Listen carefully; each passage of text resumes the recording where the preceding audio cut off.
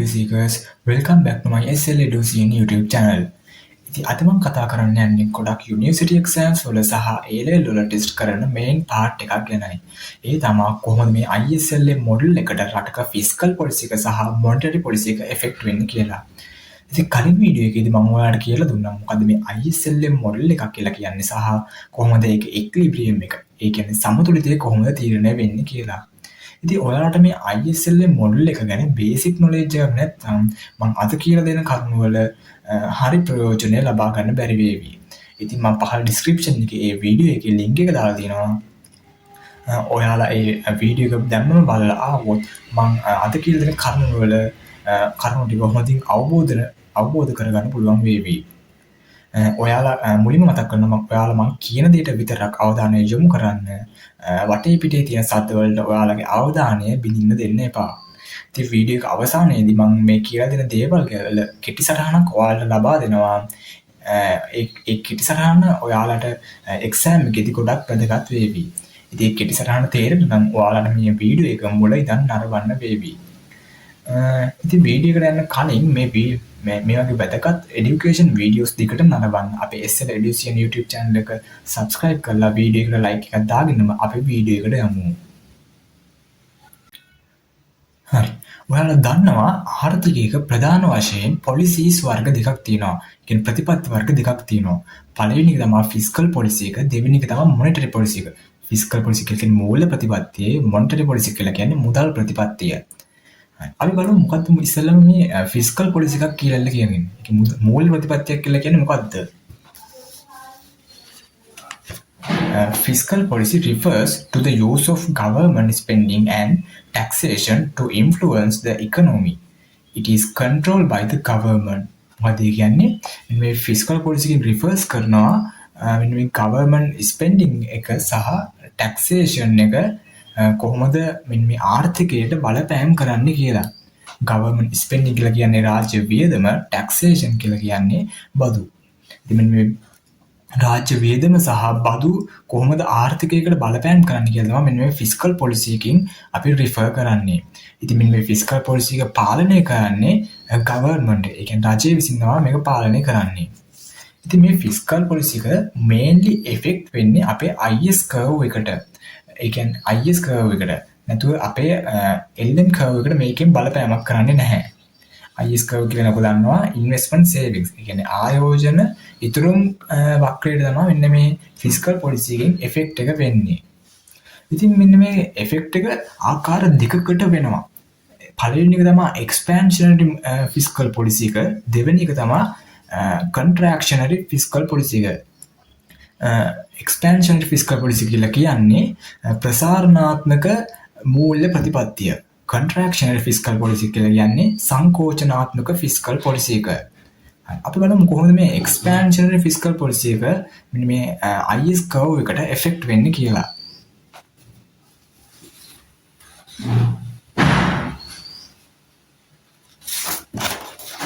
හරි.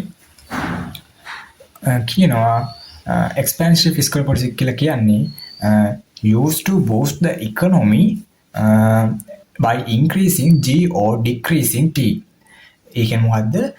මෙන්න මේ ආර්ථිකයක් බූස්ට් කරන්න. ඒ කියන්නේ ආර්ථිකය පණ ගහලා ගන්න ඕනම මේ රජයක් විසින් මේ expansionary fiscal policy එකක් භාවිතා කරනවා.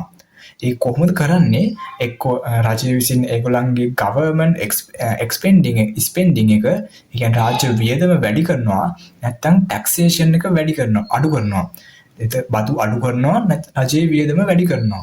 ඉතින් එහෙම කරලා මෙන්න මේ ආර්ථිකයක් පණ ගහලා ගන්න රජය විසින් කටයුතු කරනවා. ඉතින් මොකද වෙන්නේ? රජය විසින් ඒගොල්ලන්ගේ රාජ්‍ය වියදම වැඩි කරලා හෝ taxation අඩු කරාම වෙන්නේ ඔයගොල්ලෝ දන්නවා මෙන්න මේ aggregate expenditure එක. ඒ කියන්නේ සමාහාර වියදම අඩු වෙනවා. එහෙම වෙන්නේ ඇයි? මෙන්න මේ G කියලා කියන්නේ aggregate expenditure එක. ඒ කියන්නේ සමාහාර වියදමය, සමාහාර ඉල්ලුමේ සංරචකයක්. ඉතින් G වැඩි වෙනවා කියලා කියන්නේ AE වැඩි වෙනවා. ඉතින් AE වැඩි වෙනවා කියලා කියන්නේ මොකද්ද? අවසානයේ ඔයගොල්ලෝ දන්නවා AE AS ට සමාන වෙනවා. aggregate expenditure එක aggregate supply එක නැත්නම් aggregate අපි ඇග්‍රිගේට් ඉන්කම් එකට කියන්නේ සමහර ආදායමට සමාන වෙනවා. ඉතින් ඒ වැඩි වෙනවා කියලා කියන්නේ අවසානයේදී ඉක්ලිබ්‍රියම් ඉන්කම් එක වැඩි වෙනවා. ඉක්ලිබ්‍රියම් ඉන්කම් එක කියලා කියන්නේ මොකද්ද? අපේ රටේ ජාතික ආදායම අවසානයේදී වැඩි වෙනවා මෙන්න මේ expansionary fiscal policy එකකින්. ඉතින් අවසානයේ මේ එහෙම මේකට IS curve එකට මොකද වෙන්නේ? රිසල්ට් එක අවසානයේ වෙන්නේ අපි කියනවා expansionary fiscal policy causes the IS curve to shift to the right.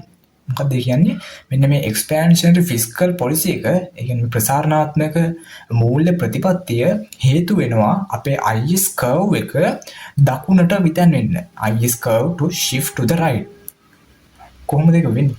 මෙන්න මෙහෙම curve එක තියෙනවා සිරස් අක්ෂයේ interest rate එක තියෙනවා තිරස් අක්ෂයේ income එක තියෙනවා.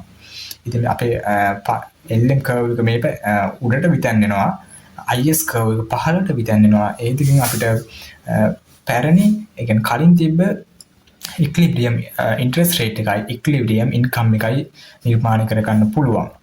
දැන් මොකද වෙන්නේ? expansionary fiscal policy එකේදී රජයේ වියදම වැඩි කරනවා. ඒ රජයේ වියදම වැඩි කිරීම නිසා aggregate expenditure එක වැඩි වෙනවා. aggregate expenditure එක වැඩි වීම නිසා equilibrium income එක වැඩි වෙනවා. ඉතින් අවසානයේ වෙන්නේ මෙන්න මේ IS curve එක දකුණට විතන් වෙනවා. ඉතින් IS curve එක වෙන්නේ මේ විදිහට දකුණට විතන් වෙනවා මේ ලක්ෂයේ ඉඳන් මේ ලක්ෂයට. එතකොට අපිට නිර්මාණය කරගන්න පුළුවන් new equilibrium එක YE ඒ කියන්නේ equilibrium income 2 සහ equilibrium interest rate 2 කියලා. එතකොට මොකද වෙන්නේ? අපේ ජාතික ආදායම වැඩි වෙනවා Y1 ඉඳන් Y2 දක්වා. අපේ සමතුලිත පොලි අනුපාතය වැඩි වෙනවා I1 ඉඳන් I2 දක්වා. හරි. ඉතින් මේකේ තියෙන අවසානයේ රිසල්ට් එක තමයි අපි කියනවා at this new intersection with the LM curve. ඒ කියන්නේ මේ LM curve එකක් තියෙන මෙන්න මේ IS curve එකේ විතන් වීමත් එක්ක අවසානයේ අපේ income එක increase වෙනවා සහ interest rate එක increase වෙනවා. මොකද වෙන්නේ අවසානයේ අපි දැක්කා මේකෙදි උන අවසානයේදී අපේ ජාතික ආදායම සමතුලිත ජාතික ආදායම වැඩි වුණා සහ අපේ interest rate එක වැඩි වුණා. ඒක නිසා අපි කියනවා මෙන්න මේ new equilibrium එකේදී income increase වෙනවා interest rate එක increase වෙනවා. ඒ දෙකම increase වෙනවා මෙතනදී. ඉතින් අවසානයේ conclusion එකේදී අපි කියනවා so expansionary fiscal policy shift the IS curve to right, increasing equilibrium income and equilibrium interest rate. මොකද කියන්නේ මෙන්න මේ expansionary fiscal policy එක ප්‍රසාරණාත්මක fiscal policy එක නිසා IS curve එක දකුණට විතන් වෙනවා සහ අපේ equilibrium income එක සමතුලිත ආදායම සහ සමතුලිත පොලි අනුපාතිකයත් වැඩි වෙනවා. ඉතින් ඒක තමයි මේ expansionary fiscal policy එකේදී වෙන්නේ. අපි දැන් බලමු contractionary fiscal policy එක. contractionary fiscal policy කියලා කියන්නේ සංකෝචනාත්මක fiscal policy එක. ඉතින් මොකක්ද කියන්නේ? Used to slow down the economy by decreasing G or increasing T. ඒ කියන්නේ මේක භාවිතා කරන්නේ මෙන්න මේ contractionary fiscal policy එක භාවිතා කරන්නේ රජයක් ආර්ථිකයක් slow down කරලා ගන්න. ඒ කියන්නේ ආර්ථිකයේ යන වේගය වැඩි නම් ඒ වේගය අඩු කරන්න මෙන්න මේ contractionary fiscal policy එක රජයක් විසින් භාවිතා කරනවා. අපි උදාහරණයක් විදිහට කියනවා fight inflation. ඒ කියන්නේ ආර්ථිකයේ inflation එක උද්දමනයත් එක්ක සටන් කරන්න රජයක් මෙන්න මේ contractionary fiscal policy එක සාමාන්‍යයෙන් use කරනවා. එතකොට ඒක කරන්නේ කොහොමද? රජය විසින් මෙන්න මේ government spending ඒ කියන්නේ රාජ්‍ය වියදම අඩු කරනවා නැත්නම් taxation tax එක වැඩි කරනවා. tax එක වැඩි කරනවා රජයේ වියදම අඩු කරනවා. ඉතින් මොකක්ද ඒකේ ෆෝමියුලා එක? මෙන්න මෙහෙම තමයි ඒකේ වෙන්නේ ක්‍රියාවලිය. රජය විසින් G අඩු කරනවා නැත්නම් tax වැඩි කරනවා. කියන්නේ government spending වැඩි කරනවා tax එක වැඩි කරනවා. ඒක තුලින් මොකද වෙන්නේ? aggregate expenditure එක අඩු වෙනවා. ඒ කියන්නේ මේ G කියලා කියන්නේ aggregate expenditure එක. ඒ කියන්නේ සමහර වියදමේ සංරචකයක් කියලා ඔයා දන්නවා. එතකොට මෙන්න මේ G අඩු වෙනවා කියලා කියන්නේ සමහර වියදමත් අඩු වෙනවා. ඉතින් සමහර වියදමත් අඩු වෙනවා කියලා කියන්නේ ඕගොල්ලෝ දන්න අවසානයේදී equilibrium income එකත් අඩු වෙනවා. සමතුලිත ආදායමත් අඩු වෙනවා. ඉතින් මේක වෙන්නේ ඉතින් අර expansionary fiscal policy කියම අනිත් පැත්ත තමයි මෙන්න මේ contractionary fiscal policy එකේදී වෙන්නේ. ඉතින් මොකද මේක අවසානයේ රිසල්ට් එක? ඉතින් මේ equilibrium income එක අඩු වෙනවා කියලා කියන්නේ අපි කියනවා contractionary fiscal policy causes the IS curve to shift to the left. මොකද කියන්නේ මෙන්න මේ contractionary fiscal policy එක කියන්නේ සංකෝචනාත්මක fiscal policy එක හේතු වෙනවා අපේ IS curve එක වමට විතැන් වෙන්න. ඉතින් කොහොමද ඒක වෙන්නේ? අපි බලමු මේ curve එකෙන්. මෙන්න මෙහෙම interest rate එකයි income එකයි තියෙනවා. LM curve එකයි IS curve එක තියෙනවා. IS curve එක තියෙනවා. ඊට පස්සේ අපේ පැරණි equilibrium එක නිර්මාණය වෙනවා. දැන් මොකද වෙන්නේ? අපේ IS curve එක වමට විතැන් වෙනවා. මෙන්න මෙහෙම IS curve එක වමට විතැන් වෙනවා. IS1 ඉඳන් IS0 දක්වා අපිට ඊට පස්සේ නිර්මාණය කරගන්න පුළුවන් අපේ නව සමතුලිතය IE0 සහ YE0 කියලා. ඉතින් මොකද උනේ ඒකෙදි? ඒකෙදි උනේ අපේ මෙන්න මේ සමතුලිත ජාතික ආදායම අඩු වුණා YE1 ඉඳන් YE0 දක්වා සහ අනිත් පැත්තට අපේ පොලි සමතුලිත පොලි අනුපාතිකයත් අඩු වුණා IE1 ඉඳන් IE0 දක්වා. ඉතින් කලින් expansionary එකේදී දෙකේම වැඩි වුණා, contractionary එකේදී දෙකම අඩු වුණා. ඉතින් මේකේ අන්තිමට අපි කියන conclusion එක විදිහට as a result අවසාන ප්‍රතිඵල විදිහට income එක decrease වෙනවා, interest rate එක decrease වෙනවා. ඒ දෙකම අඩු වෙනවා කියලා කියනවා. අපේ සමතුලිත ජාතික ආදායමත් අඩු වෙනවා, interest rate එක සමතුලිත පොලි අනුපාතිකයත් අඩු වෙනවා. The conclusion එක තමයි so contractionary fiscal policy shifts the IS curve to left and decreasing equilibrium income and equilibrium interest rate.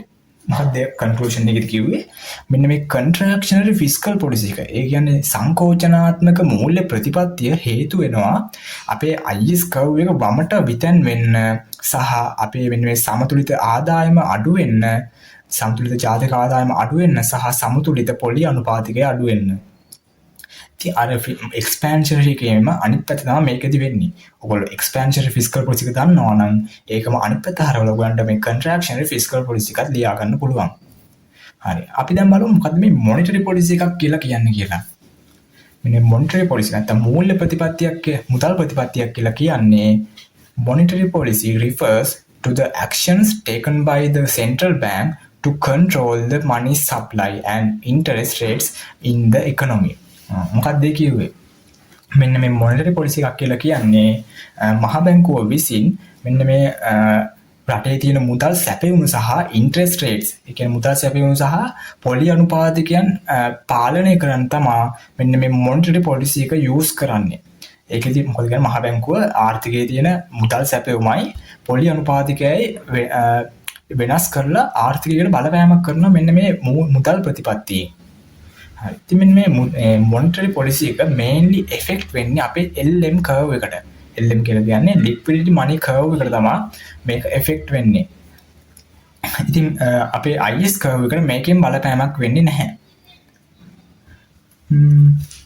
ඉතින් බලමු මෙන්න මේ effect වෙන ආකාරය, monetary policy එක effect වෙන ආකාරات දෙකක් තියෙනවා. අර වගේම expansionary monetary policy එකයි contractionary monetary policy එකයි කියලා. expansionary monetary policy කියලා කියන්නේ ප්‍රසාරණාත්මක මුදල් ප්‍රතිපත්තිය, contractionary fiscal policy කියලා කියන්නේ සංකෝචනාත්මක මුදල් ප්‍රතිපත්තිය. ඉතින් මොකද්ද මේ expansionary monetary policy එකක් කියලා කියන්නේ? අපි දැන් බලමු මේක. expansionary monetary policy එකක් කියලා කියන්නේ used to boost the economy by increasing the money supply and lowering interest rates. ඉතින් මේ expansionary monetary policy එකෙන් කරන්නේ අපි used to boost the economy. ඒ කියන්නේ ආර්ථිකය පණ ගහලා ගන්න කොහොමද කරන්නේ? increasing the money supply. ඒ කියන්නේ මුදල් සැපයීම වැඩි කරලා සහ lowering interest rates. ඒ කියන්නේ අපේ පොලි අනුපාතික අඩු කරලා සහ මුදල් සැපයීම වැඩි කරලා මහ බැංකුව විසින් මෙන්න මේ expansionary monetary policy එක ක්‍රියාත්මක කරනවා. හරි. අපි දැන් බලමු කොහොමද මේ expansionary monetary policy එකේ ක්‍රියාවලිය සිදු වෙන්නේ කියලා. මේකෙදි වෙන්නේ මහ බැංකුව විසින් ආර්ථිකයේ මුදල් සැපයීම වැඩි කරනවා. ඉතින් කොහොමද මේ මුදල් සැපයීම වැඩි කරන්නේ? මේක වැඩි කරන්නේ මහ බැංකුව විසින් ප්‍රධාන ආකාර තුනකට. පළවෙනි එක තමයි රජ මේ මහ බැංකුව විසින් ඕපන් මාකට් ගවර්න්මන්ට් සිකියුරිටිස් පර්චේස් කරනවා. මොකද ඒ කියන්නේ මේ මහ බැංකුව විසින් විවෘත වෙළඳ පොලෙන් රජයේ සුරකුම්පත් මිලදී ගන්නවා. මොනවාද ඒ සුරකුම්පත් වර්ග? භාණ්ඩාගාර බිල්පත් සහ භාණ්ඩාගාර බැඳුම් කර කියන සිකියුරිටිස් වර්ග දෙක මෙන්න මේ මහ බැංකුව විසින් මිලදීගෙන මෙන්න මේ මුදල් සැපයුම වැඩි කරනවා. අනිත් ක්‍රමය මොකද්ද? පොලිසි ඉන්ටරෙස්ට් රේට්ස් වැඩි කරනවා. ඉතින් මොනවද පොලිසි ඉන්ටරෙස්ට් රේට්ස් කියන්නේ? එදා ප්‍රතිපත්තිමය පොලි අනුපාතික. ඉතින් ප්‍රතිපත්තිමය පොලි අනුපාතික දෙකක් තියෙනවා ප්‍රධාන වශයෙන් නිත්‍ය ණය පහසුකම් අනුපාතිකය සහ නිත්‍ය තැන්පතු පහසුකම් අනුපාතිකය. ඉතින් එන්නේ පොලි අනුපාතික වර්ග දෙක අඩු කරලත් මෙන්න මේ මහ බැංකුව විසින් මුදල් සැපයුම වැඩි කරනවා. අනිත් ක්‍රමය තමයි required reserve ratio එක අඩු කරනවා. ඒ කියන්නේ ව්‍යවස්ථාපිත සංචිත අනුපාතිකය අඩු කරලත් මෙන්න මේ මහ බැංකුව විසින් මෙන්න මේ money supply එක වැඩි කරනවා. ඉතින් මොකද වෙන්නේ ඊට පස්සේ? මේ money supply එක වැඩි වෙනවා කියලා කියන්නේ ආර්ථිකයේ මිනිස්සු අතර ගැවසෙන මුදල් ප්‍රමාණය වැඩි වෙනවා. ඉතින් ගැවසෙන මුදල් ප්‍රමාණය වැඩි වෙනවා කියලා කියන්නේ money demand එක වැඩි වෙනවා. ඒ කියන්නේ මුදල් එල්ලුම වැඩි වෙනවා. ඉතින් මුදල් ඉල්ලුම වැඩි වුණාම මොකද වෙන්නේ? ආර්ථිකයේ වැඩිපුර මුදල් සැපයුමක් බිහි වෙනවා. ඒ කියන්නේ money surplus එකක් ආර්ථිකයේදී බිහි වෙනවා. ඉතින් money surplus එකේදී ඉතින් money surplus එක වුණාම මෙන්න මේ මිනිස්සු සහ බැංක්ස් ගිල කරන්නේ මොකද්ද? මෙන්න මේ අතිරික්ත මුදල් ප්‍රමාණයෙන් bonds මිලදී ගන්නවා. ඉතින් bonds මිලදී ගද්දි මොකද වෙන්නේ? bonds කියලා කියන්නේ අර බැඳුම් කර වගේ දෙයක් නේ. ඒවා මිලදී ගත්තම මේ bonds demand එක වැඩි වෙනවා. ඉතින් bonds demand එක වැඩි වෙනවා කියලා කියන්නේ ඔයගොල්ලෝ දන්නවා demand එක වැඩි වෙනවා කියලා කියන්නේ bonds price එකත් වැඩි වෙනවා. ඉතින් මෙන්න bonds price එක කියන එකයි interest rate එකයි අතර inverse relationship එකක් තියෙනවා. ඒ කියන්නේ මෙන්න bonds price එකයි bonds වල මිලයි පොලි අනුපාතිකයි අතර ප්‍රතිලෝම සම්බන්ධතාවයක් තියෙනවා. ඉතින් bonds price එක වැඩි වෙනවා කියලා කියන්නේ අවසානයේ interest rate එකත් අඩු වෙනවා. ඉතින් interest rate එක අඩු වෙනවා කියලා කියන්නේ අර කලින් කියපු process එකම ඔයගොල්ලෝ දන්නවා. ඒකෙන් investment එක අඩු වෙනවා.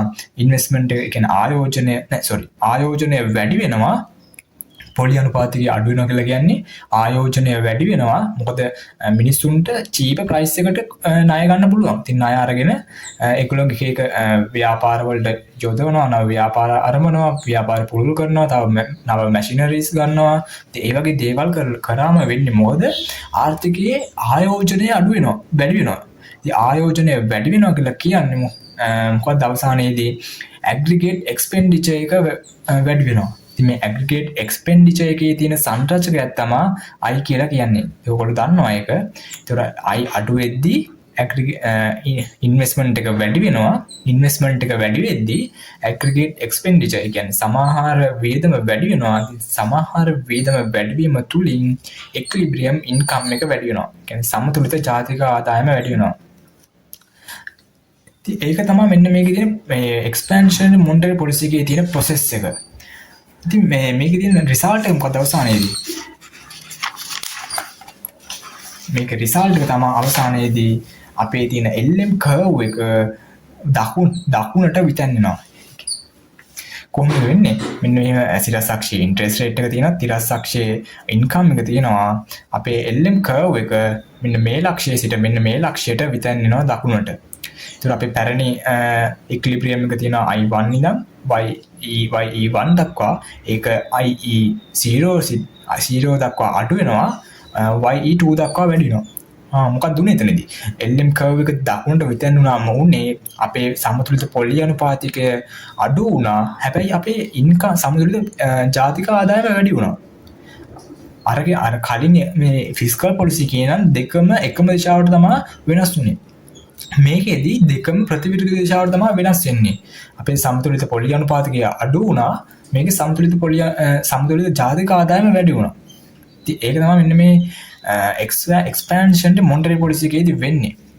අපි කියනවා කි result එක expansion monetary policy causes the LM curve to shift to the right. මොකද කිව්වේ? මෙන්න මේ ප්‍රසාරණාත්මක මුදල් ප්‍රතිපත්තිය හේතු වෙනවා අපේ LM curve එක දකුණට විතැන් වෙන්න. මේ වගේ දකුණට විතැන් වෙනවා. ඊට පස්සේ මෙන්න මේ at the new equilibrium මෙන්න මේ නව සමතුලිතයේදී මොකද වෙන්නේ? income එක increase වෙනවා, අපේ interest rate එක decrease වෙනවා. මොකද වෙන්නේ? අපේ සමතුලිත ජාතික ආදායම increase වෙනවා. කියන්නේ වැඩි වෙනවා. සහ අපේ සමතුලිත පොලි අනුපාතිකය decrease වෙනවා. කියන්නේ සම්තුලිත පොලි අනුපාතකයේ අඩු වෙනවා අපි. ඉතින් ඒක තමයි මෙන්න මේ එක්ස්පැන්ෂනරි මොනිටරි පොලිසි එකේදී තියෙන රිසල්ට් එක. අපි දැන් බලමු දැන් කන්ට්‍රැක්ෂනරි මොනිටරි පොලිසි එකක් කියලා කියන්නේ මොකක්ද කියලා. මේ කන්ට්‍රැක්ෂනරි මොනිටරි පොලිසි එකක් කියලා කියන්නේ used to fight inflation by decreasing the money supply and rising the interest rates. මොකද කිව්වේ මෙන්න මේ කන්ට්‍රැක්ෂනරි මොනිටරි පොලිසි එක අපි භාවිතා කරන්නේ මොකටද? අපේ මෙන්න මේ ආර්ථිකයේ තියෙන ඉන්ෆ්ලේෂන් එක කියන්නේ උද්දමනයත් එක්ක සටන් කරන්න තමයි මෙන්න මේ මොනිටරි පොලිසි එකේ කන්ට්‍රැක්ෂන් මොනිටරි පොලිසි එක අපි යූස් කරන්නේ. කොහොමද ඒක කරන්නේ? decreasing the money supply ඒ කියන්නේ මුදල් සැපයීම අඩු කරලා සහ rising interest rates ඒ කියන්නේ පොලි අනුපාතික වැඩි කරලා. හරි අපි දැන් බලමු කොහොමද මේ කන්ට්‍රැක්ෂන් මොනිටරි පොලිසි එකේ ප්‍රොසෙස් එක වෙන්නේ කියලා. ඒක වෙන්නේ මහ බැංකුව විසින් මෙන්න මේ money supply එක අඩු කරනවා. කොහොමද මේ money supply එක අඩු කරන්නේ? මම ඉස්සෙල්ලා කිව්වා ප්‍රධාන ආකාර තුනකට මෙන්න මේ money supply එක අඩු කරනවා. පළවෙනි එක තමයි මහ බැංකුව විසින් විවෘත වෙළඳපොළෙන් රජයේ සුරැකුම්පත් සෙල් කරනවා. කියන්නේ රජයේ භාණ්ඩාගාර පිළිපත් සහ බැඳුම් කර විවෘත වෙළඳපොළේ විකුණනවා. එහෙම කරලා මෙන්න මේ money supply එක අඩු කරනවා. අනිත් එක තමයි මහ බැංකුව විසින් policy interest rates වැඩි කරනවා. ඒ කියන්නේ ප්‍රතිපත්තිමය පොලි අනුපාතිකය වැඩි කරනවා. ඒ කියන්නේ නිත්‍ය තැන්පතු පහසුකම් අනුපාතිකයත් වැඩි කරනවා. නිත්‍ය ණය පහසුකම් අනුපාතිකයත් වැඩි කරනවා. ඉතින් එහෙම කරලා මෙන්න මේ මුදල් සැපයුම මහ බැංකුව විසින් අඩු කරනවා. අනිත් විදිය තමයි required reserve ratio එක වැඩි කරනවා. ඒ කියන්නේ ව්‍යවස්ථාපිත සංචිත අනුපාතිකය වැඩි කරලා මෙන්න මේ මහ බැංකුව විසින් money supply එක අඩු කරනවා. ඉතින් මේ මුදල් සැපයීම අඩු වෙනවා කියලා කියන්නේ ඉන්ට්‍රෙස්ට් රේට් එක අවසානයේදී වැඩි වෙනවා. ඉන්ට්‍රෙස්ට් ඒ කොහොමද වෙන්නේ? මුදල් සැපයීම අඩු වෙද්දී ඉන්ට්‍රෙස්ට් රේට් එක වැඩි වෙන්නේ. ඒක වෙන්නේ ඔයගොල්ලෝ දන්නවා මෙන්න මේ money supply එක මහ බැංකුව විසින් අඩු කරන්නේ ආර්ථිකය තුළ ඉන්ෆ්ලේෂන් සිටුේෂන් එකක් තියෙද්දි. ඒ කියන්නේ ඉල්ලුම් අධමනකාරී සිටුේෂන් එකක් තියෙද්දි මහ බැංකුව විසින් මුදල් සැපයීම අඩු කරනවා. ඉතින් ඉන්ෆ්ලේෂන් එක තියෙද්දි ඔයගොල්ලෝ දන්නවා රටේ තියෙන goods and services වල general price level එක වැඩි වෙනවා. ඒ කියන්නේ ආර්ථිකයේ භාණ්ඩ හා සේවා වල පොදු මිල මට්ටම් වැඩි වෙනවා. ඉතින් ඒක වෙන්නේ කොහොමද? ඒක වෙන්නේ ආර්ථිකයේ too high money supply එකක් තියෙද්දි. ඒ කියන්නේ වැඩිපුර මුදල් සැපයීමක් තියෙද්දි තමයි ඒක මෙන්න මේ general goods and services වල general price level එක වැඩි වෙන්නේ. ඉතින් ඒ කොහොමද වෙන්නේ? ඒ මිනිස්සු ඒ කියන්නේ too high money supply එකක් තියෙනවා කියලා කියන්නේ ඒ කියන්නේ අතිරික්ත මුදල් සැපයීමක් තියෙනවා කියලා කියන්නේ මිනිස්සු අතර ගැවසෙන මුදල් ප්‍රමාණය වැඩි වෙනවා. ඒ කියන්නේ දැන් හිතන්න අතිරික්ත මුදල් ප්‍රමාණයක් තියෙනවා කියන්නේ කලින් එක බනිස්සයක් විතරක් කාපු මිනිස්සයා දැන් බනිස් දෙක තුනක් කනවා. මොකද එයා ගාව තියෙන මුදල් ප්‍රමාණය වැඩි. ඒක නිසා එයා වැඩිපුර ගන්න පෙළඹෙනවා. වැඩිපුර භාණ්ඩ හා සේවා වලට ඉල්ලුම් ගන්න පෙළඹෙනවා. ඉතින් එහෙම වුණාම මොකද්ද වෙන්නේ? ඒ වගේම එහෙම වුණාම වෙන්නේ ආර්ථිකය තුල තියෙන කුඩා භාණ්ඩ හා සේවා ප්‍රමාණයකට වැඩි මිනිසුන් ප්‍රමාණයක් ඉල්ලුම් කරන්න පෙළඹෙනවා. ඉතින් ඒක නිසා අවසානයේ මොකද වෙන්නේ? භාණ්ඩ හා සේවා වල මිල මට්ටම වැඩි වෙනවා. ඉතින් අපි ඉන්නේ ප්‍රොසෙස් එකට කියනවා demand pull inflation එකක් කියලා. ඒ කියන්නේ සැපයුම නොවෙනස් තිබෙදී ඉල්ලුම වැඩි වීම නිසා මෙන්න මේ උද්දමනකාරී තත්වයක් ඇති වෙනවා. ඉතින් අන්න එක පාලනය කරන්න තමයි මෙන්න මේ මහ බැංකුව විසින් money supply එක අඩු කරන්නේ. ඉතින් money supply එක අඩු කරාම මොකද වෙන්නේ? මිනිස්සු අතර ගැවසෙන මුදල් ප්‍රමාණය අඩුයි. මිනිස්සුන්ට කියන්නේ බීදම් කරන්නත් සමහර මිනිස්සුන්ගේ අවශ්‍යතාව වුණා පුළුල් වුණාට තියෙන මුදල් ප්‍රමාණය අඩුයි. ඉතින් ඒක නිසා මිනිස්සු වැඩිපුර මුදල් ඉල්ලුම් කරන්න පෙළඹෙනවා. ඒක නිසා excess demand for money එකක් නිර්මාණය වෙනවා ආර්ථිකේ. ඒ කියන්නේ මුදලට අධි ඉල්ලුමක් නිර්මාණය වෙනවා. ඉතින් එහෙම වුණාම මොකද වෙන්නේ? අවසානයේදී මෙන්න මේ interest rates වැඩි වෙනවා. ආර්ථිකයේ තියෙන පොලි අනුපාතිකයන් වැඩි වෙනවා. පොලි අනුපාතික වැඩි වුණාම මොකද වෙන්නේ? ආයෝජනය අඩු වෙනවා. මොකද borrowing cost එක වැඩි. ආයෝජනය අඩු වෙනවා. ආයෝජනය අඩු වෙනවා කියලා කියන්නේ aggregate expenditure එක අඩු වෙනවා. ඒ කියන්නේ සමාහාර වියදම අඩු වෙනවා. ඉතින් මේ සමාහාර වියදම අඩු වෙනවා කියලා කියන්නේ අවසානයේ ඔයගොල්ලෝ දන්නවා ගුණක ක්‍රියාවලිය හරහා equilibrium income එක අඩු වෙනවා. ඒ කියන්නේ සමතුලිත ජාතික ආදායම අඩු වෙනවා. ඉතින් ඔන්න ඕක තමයි මෙන්න මේ contractionary monetary policy එකේ තියෙන process එක. ඉතින් මේකේ අවසාන ප්‍රතිඵලය තමයි අපි කියනවා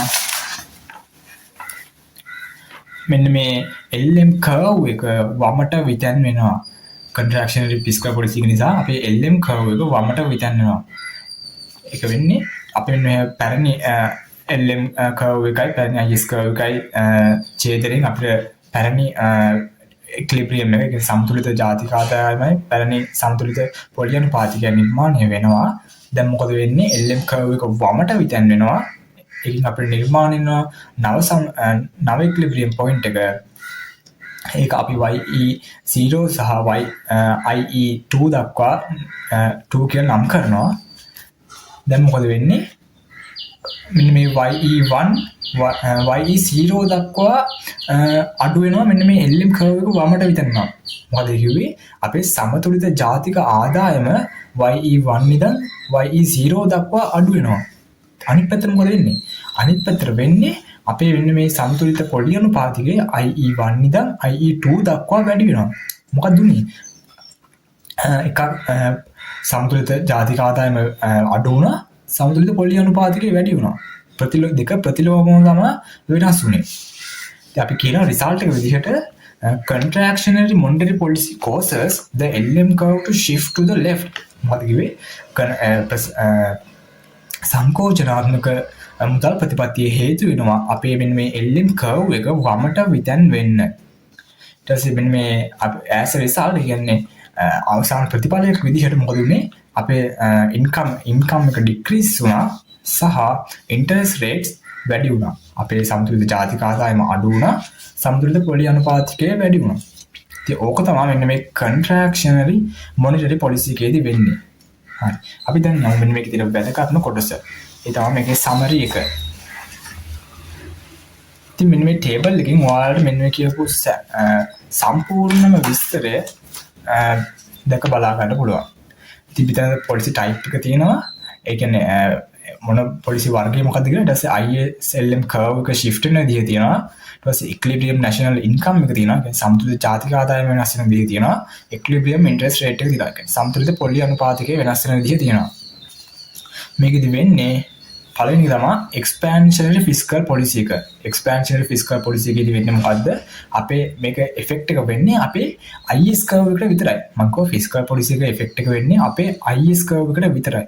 එතකොට මේ expansionary එක ප්‍රසාරණාත්මකනේ. එතකොට වෙන්නේ අපේ IS curve එක දකුණට විතැන් වෙනවා. IS curve shift to the right. ඊට පස්සේ මොකද වෙන්නේ? දකුණට විතැන් වුණාම අපේ equilibrium national income එක වැඩි වෙනවා. අපේ සමතුලිත ජාතික ආදායම වැඩි වෙනවා. සමතුලිත ජාතික ආදායම වැඩි වෙනවා. අනිත් පැත්තට අපේ equilibrium interest rate එක වැඩි වුණා. අපි කිව්වා fiscal policy එකේදී විචල්‍යයන් දෙක වෙනස් වෙන්නේ එකම දිශාවකට කියලා. ඒතකොට equilibrium national income එක වැඩි වෙනවා. equilibrium interest rate එක වැඩි වෙනවා. හරි. අනිත් පැත්තට මොකද්ද? contractionary fiscal policy එක. කියන්නේ සංකෝචනාත්මක මූල්‍ය ප්‍රතිපත්තිය. ඒකෙදි වෙන්නේ IS curve එක අපේ වමට විතැන් වෙනවා. IS curve left shift to the left. IS curve එක වමට විතැන් වෙනවා. දැන් මොකද වෙන්නේ? අපේ සමතුලිත ජාතික ආදායම අඩු වෙනවා සහ සමතුලිත පොලි අනුපාතිකයත් අඩු වෙනවා. ඒක තමයි contractionary fiscal policy එකේදී වෙන්නේ. ඊට පස්සේ expansionary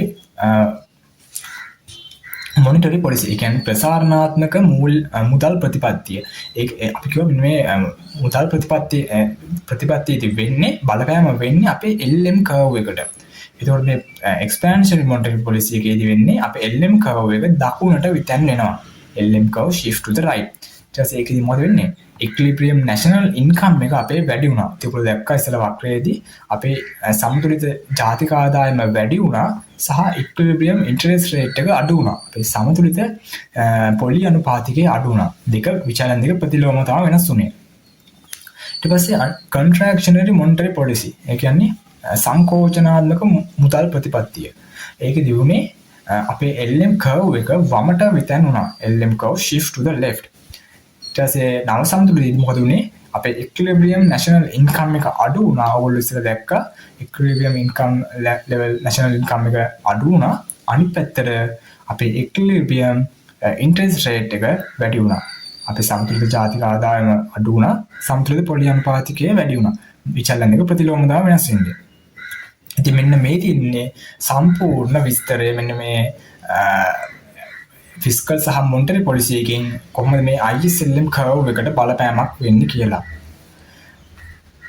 ඉතින් ඔන්න ඔහොම තමයි මෙන්න මේ ෆිස්කල් පොලිසි එක සහ මොනිටරි පොලිසි එකෙන් අපේ ISLM මොඩල් එකට බලපෑම් කරන්නේ.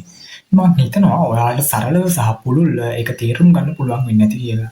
ඉතින් ඔයාලට කිසියම් ප්‍රශ්නයක් තියෙනවා නම් පහළ කමෙන්ට් සෙක්ෂන් එකේ දාන්න සහ මේ වීඩියෝ එක කරනවා කිසියම් දෙයක් ඉගෙන ගත්තා නම් මේ වීඩියෝ එක ඔයාලගේ යාළුවන්ට බලන්න ෂෙයා කරන්න.